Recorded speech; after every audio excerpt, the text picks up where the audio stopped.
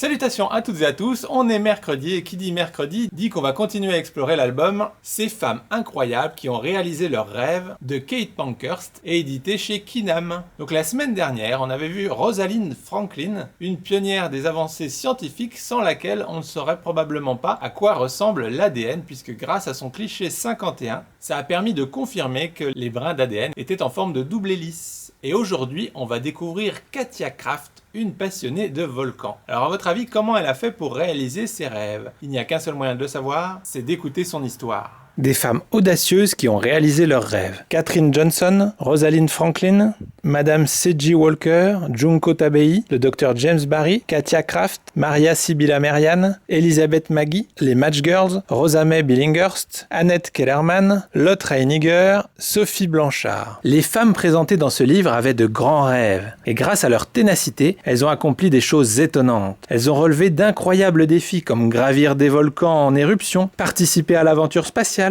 ou se battre pour les droits humains. Mais leur plus grand défi fut sans doute de démontrer que les femmes étaient aussi capables que les hommes de réaliser des exploits. Découvre ces femmes incroyables qui ont réalisé leurs rêves et nous montrent que tout est possible quand on croit en soi. Une passionnée des volcans, Katia Kraft. Flots tumultueux de lave, nuages de cendres toxiques et bombes volcaniques, tel était le quotidien de la volcanologue française Katia Kraft et de son mari Maurice. Katia commença sa carrière à la fin de ses études. Sa mission était si risquée que, dans les années 1970, elle était l'une des rares personnes et l'une des seules femmes à étudier les dangereux volcans. Pour Katia, être volcanologue n'était pas un simple métier, mais une véritable passion. Elle savait que les volcans dont elle s'approchait pouvaient à tout moment la mettre en danger. Katia risqua sa vie pour réaliser des photos, des films et des observations scientifiques spectaculaires. Elle fut vite réputée pour être l'une des volcanologues les plus éminentes et les plus audacieuses du monde.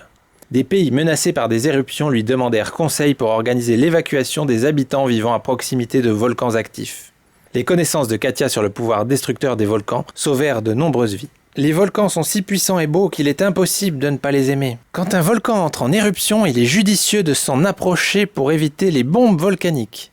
Katia, Maurice, bombes volcaniques. Katia notait toutes ses découvertes scientifiques. Elle devait être très prudente car son travail était extrêmement dangereux. Partout dans le monde, j'étais là quand un volcan entrait en éruption. Moi, au pied d'un volcan en éruption. Waouh! Le kit du parfait volcanologue. Des gants, des jumelles, un marteau pour briser la lave refroidie, un mètre ruban pour mesurer les fissures, un capteur de mouvement, un carnet de notes, une combinaison thermique. Je ne portais pas de bottes thermiques. Ainsi, quand je sentais la chaleur de la lave sur la plante de mes pieds, je savais que je devais m'enfuir. Lave, magma. Je me suis beaucoup intéressé aux effets considérables d'un volcan sur son environnement immédiat. J'étudie un lac acide dans le cratère d'un volcan.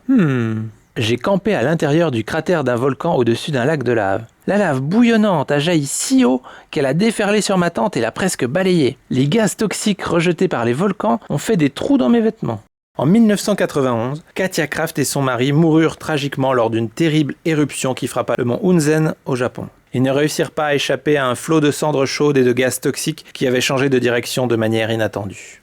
Pendant 20 ans, Katia fut témoin de forces naturelles dont peu d'humains avaient pu s'approcher auparavant. Avec ses photos et ses observations spectaculaires, elle réalisa des films et écrivit des livres qui contribuèrent à faire connaître le pouvoir dévastateur des volcans. Alors, ça vous a plu? Vous avez vu, on peut dire qu'elle n'avait pas froid aux yeux, Katia Kraft. Vu toutes les photos et les vidéos qu'elle a prises au cœur de l'action quand un volcan entrait en éruption, sans elle, on n'en saurait sûrement pas autant sur la dangerosité des volcans, puisqu'elle était prête à prendre beaucoup de risques afin d'augmenter nos connaissances sur le sujet. Et vous, est-ce que vous êtes attiré par les volcans? Est-ce que c'est un sujet qui vous intéresse ou pas du tout? Donc voilà, sur ces bonnes paroles, il ne me reste plus qu'à vous souhaiter une excellente journée. Je vous dis à la semaine prochaine pour une nouvelle femme incroyable. Salut!